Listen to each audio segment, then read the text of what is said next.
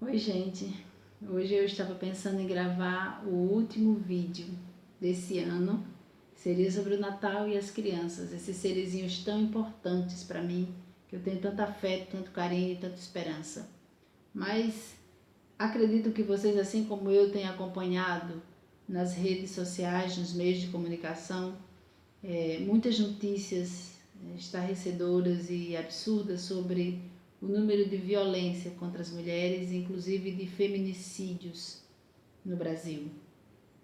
Isso é um tema que deixa a gente triste, impactada, mas não silenciada. Não podemos nos acostumar e nos calar diante de tais realidades, de tais fatos. Precisamos meter a colher, fazer perguntas, encontrar respostas e soluções para acabar com este mal que sana, que aflora a sociedade e as mulheres. E uma das primeiras perguntas que me vem é: meu Deus, por que há tanto tempo, depois de tantos séculos, de tantas lutas e inclusive de tantas vitórias, conquistas, ascensão feminina, a gente ainda escuta falar em tanta violência, tanta morte, feminicídio, pelo simples fato de ser mulher, pelo simples fato de estar numa condição do ser feminino. E uma das coisas é que, primeiro, é que nós mulheres nós mudamos nossa realidade, nosso pensamento, nosso olhar para o mundo. Saímos de casa para trabalhar, para nos emancipar. Sabemos que podemos de igual por igual, queremos e lutamos por direitos iguais.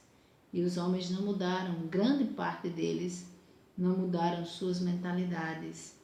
Inclusive, alguém que falava comigo sobre esse assunto perguntava para mim assim: irmã, a senhora viu que nos últimos tempos as notícias que foram dadas sobre o feminicídio, grande parte são de homens ligados às religiões. O que você tem a dizer sobre isso? E aí a gente conversava sobre aquele evangelho de Jesus, quando Jesus fala: o que Deus uniu, o homem não separa. A primeiríssima coisa que eu gostaria de deixar muito claro é que, para mim, Jesus foi uma das pessoas um dos homens na história que mais libertou as mulheres. Os evangelhos estão repletos da inclusão, da cura, de derrubar a questão da impureza feminina. Tudo isso das parábolas, que ele faz questões de gestos muito pequenos, mas ao mesmo tempo importante, incluir as mulheres. Então, isso tem que ficar muito claro nas nossas cabeças. A libertação feminina dada e trazida por Jesus. Agora, a interpretação feita depois dele, aí é outra coisa. Por exemplo, o evangelho em que ele fala: o que Deus uniu, o homem não separa, é exatamente para proteger as mulheres, porque a lei mosaica, a lei de Moisés, permitia que os homens usufruíssem da vitalidade, ou seja, da juventude, da beleza e da força feminina. Quando elas ficavam idosas, feias, né? E sem força, grande parte deixavam de lado. E as mulheres naquela sociedade, se hoje já é difícil, imagine naquela sociedade judaica, sem marido, sem filhos, jogadas ao léu, ao nada. Elas eram melhor que não existisse. Para se ter uma ideia, a lei de Moisés era tão perversa que se uma mulher queimasse a panela, ela poderia ser jogada fora. E Jesus disse: isso não pode acontecer. Uma vez que vocês tiraram essas mulheres da casa dos seus pais, que ainda hoje acontece nos casamentos, né? O pai entrega a filha para um outro homem. Então vocês têm o dever de cuidar, de zelar, de amar até o fim de suas vidas. E aí, até hoje, quantas vezes nas minhas idas e vindas por este país, nas paróquias, eu escuto alguém dizer para mim, né, contar de suas vidas e dizer: mas Deus quis assim, o que Deus uniu, o homem não separa. E eu sempre falo, gente, toda escolha que a gente faz na vida, e aí também para mim, toda escolha que a gente faz existe renúncia, sacrifícios, muitas vezes dores, né? Sofrimentos, mas a partir do momento em que alguém está em um lugar, em um relacionamento tóxico, doentio, de abuso, de violência, isso não é algo querido e sonhado por Deus para ninguém. Isso não é algo, até porque onde não existe respeito e cumplicidade, não existe combinação e diálogo e amor entre dois seres, não pode ser coisa querida por Deus, porque já é separado por si só. Então nós não podemos, as mulheres não podem perpetuar sofrimentos, anulações, dores, violência em nome de Deus, porque o Deus que a gente conhece não é esse Deus que quer isso da gente. Então isso tem que ficar muito claro, tem que ficar muito sabido dentro de nós. Não é assim que Deus quer. Muitas dizem, porque eu preciso continuar comungando.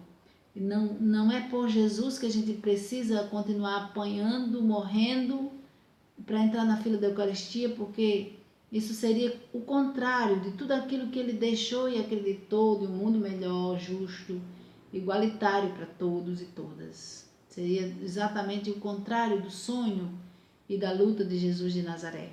Eu gostaria de dizer isso em alto e bom tom. Dizer que é preciso que a gente interprete os fatos bíblicos a partir de um contexto.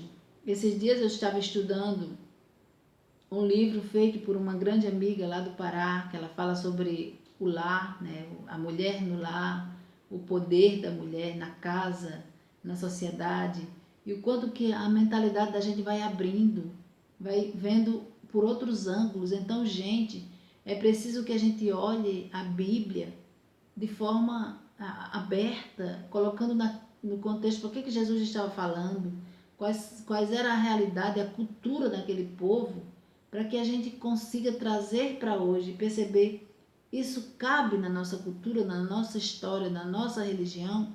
Não podemos olhar a Bíblia de forma cega e achar que tudo se adequa à realidade de hoje, que nem tudo se adequa à realidade de hoje. Entende? Então eu gostaria de dizer isso para que as mulheres não carreguem a dor da violência em nome de Jesus, por favor. Muito menos em nome de Maria, muito menos em nome das mulheres daquela época que foram tão ousadas em se libertar, em romper barreiras, silêncios, pessoas para pedir socorro para suas dores e se libertarem delas.